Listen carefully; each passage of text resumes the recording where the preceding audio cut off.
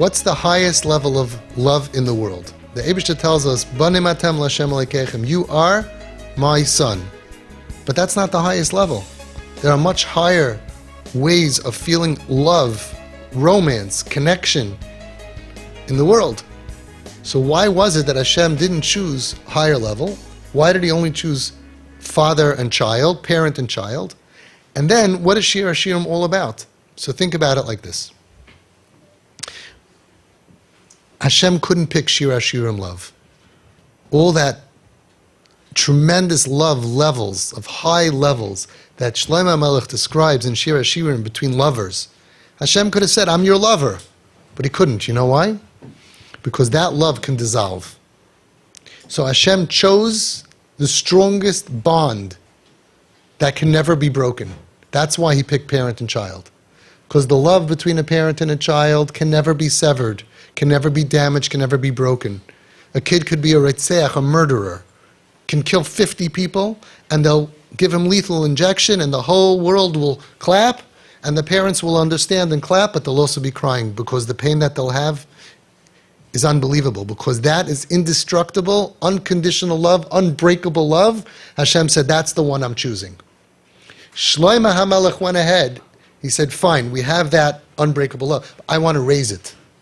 Shir HaShirim is the most holy of all of them. It says, Kol HaKsuvim Kadosh, Shir HaShirim is Kodesh Kadashim.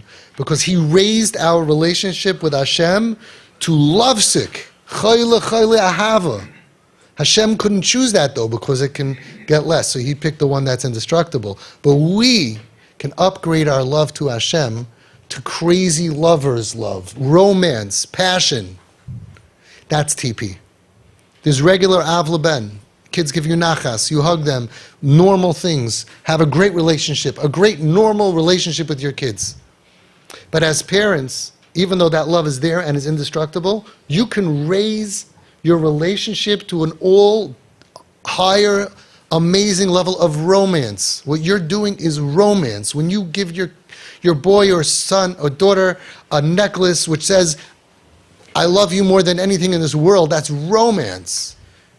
When you give the balloons and the stuff and the notes and you tell them, I would die for you, you're always in my heart, and you take them to Cancun, you take them on trip, that's romance. You are injecting romance into your indestructible parent-child relationship. And that's what saves their lives. Because they really feel, I must be special. I must be special. My parents are crazy about me. Raise your hand if before coming to me, your child felt that you were crazy about them. Raise your hand if they feel that way now. I just want to look around. Keep them up. Okay? I'll be happy and go to sleep when it's not 90%, but when it's 100%. That's your job. That's your avodah. That your kids should go to sleep tonight knowing my parents are crazy about me. Al hanar hazeh hispalalti. With all of your dysfunction, and with all the averis, and with all the difficulty, and when they know that, when they feel that, you're healing trauma. Because trauma unhooks people. Hang on, watch out. Trauma unhooks people and destroys self-worth. I can't be worth anything. I'm worthless. My parents are crazy about me, that they went first class with me to Cancun and bought me this beautiful thing, and they're investing in me, and they look at me and they smile and their eyes light up. So I must have value. I must have value. So then after a couple of years they say, so why do I feel like I have no value if I obviously have value? And then they realize that there's a hole inside of them of feeling value, and that because that was punctured by childhood trauma and abuse. And no matter how much we put in, it's like a hole in the bottom. That's why you got more insulin, because the body's sick.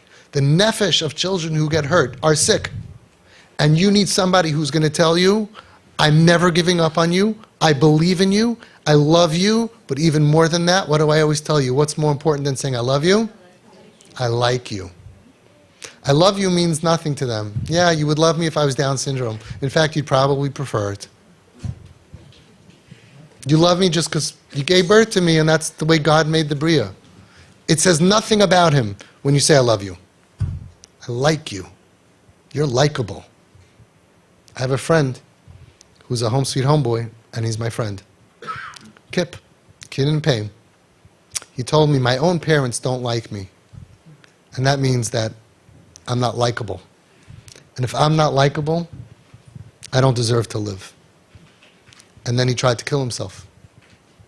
And he was saved by a miracle. Broke most of his body. You've seen him. Doll. What a doll. What an angel. There's a deep-rooted sense of, I don't deserve to live, when my own mother and father don't like me. And nobody deserves that. Nobody deserves it. You are a disappointment. They feel that anyway.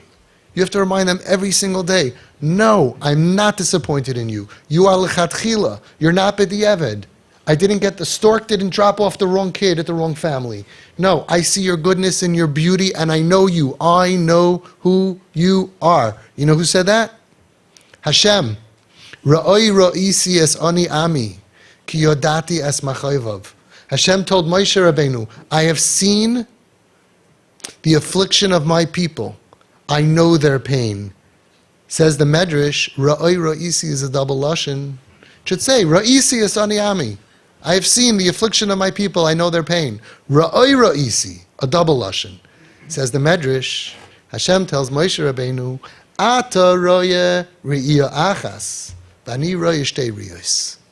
You just see, Moshe Rabbeinu, the kid at risk, the Oived Avodah Zarah in those days, or the kid Machal Shabbos and smoking up with the baseball cap backwards. That's Hashem says, that's what you see. Ani roye shtei riyos. Heines ha chitzonius. I see that also. Veheines ha pnimius sheba pnimius. I also see the inside. You believe in your children that the reason they were thrown off the horse of Yiddishkeit and functioning kite and menschlichkeit and a lot of kites is because somebody stabbed them. And they're hurting and they're in pain and they feel lost and confused. The haaretz haisa soyu v'voyu mamish. So confused.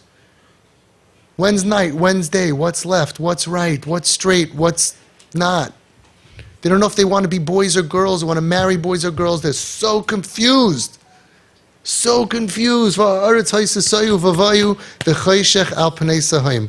Hashem to Moshe Rabbeinu, when we were in Mitzrayim, Oived Avodah Zarah, he says, I want to teach you, Moshe.